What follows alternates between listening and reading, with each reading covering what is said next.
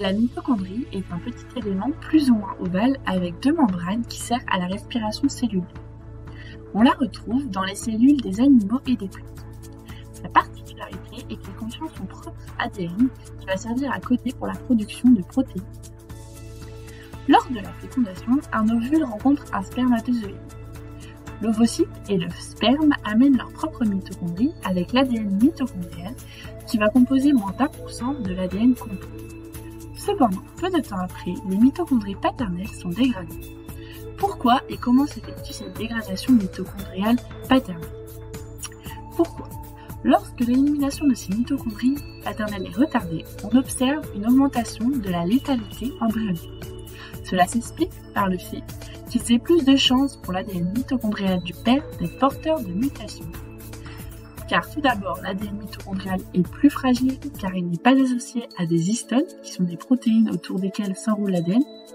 Mais en plus, le spermatozoïde est dans un environnement agressif riche en leucocytes à réaction peroxydative.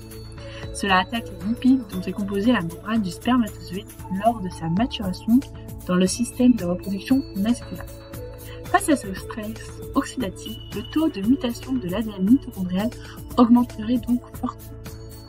Comment cela se passe? Tout d'abord, l'endonucléase mitochondriale G, nommée CPS6, qui est un enzyme capable de couper les acides nucléaires, qui intervient afin d'éliminer la membrane interne des mitochondries paternelles. C'est ce qu'on appelle l'autophagie.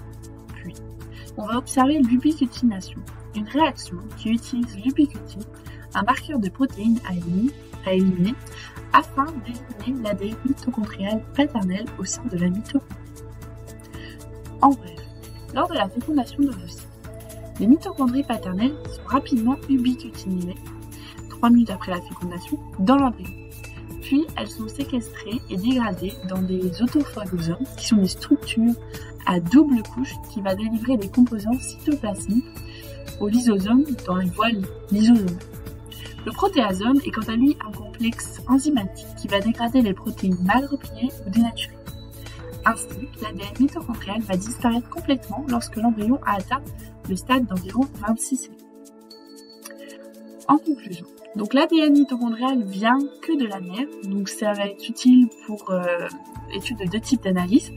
L'étude des filiations mère-enfant qui permet de retracer une sorte d'arbre généalogique et la datation des lignées qui va permettre l'étude de la fréquence des mutations de l'ADN qui sont normalement uniformes et donc ça va permettre d'évaluer à quel moment deux mitochondries avaient le même ADN. Exemple, les mitochondries humaines ont toutes la même origine africaine il y a 150 000 ans.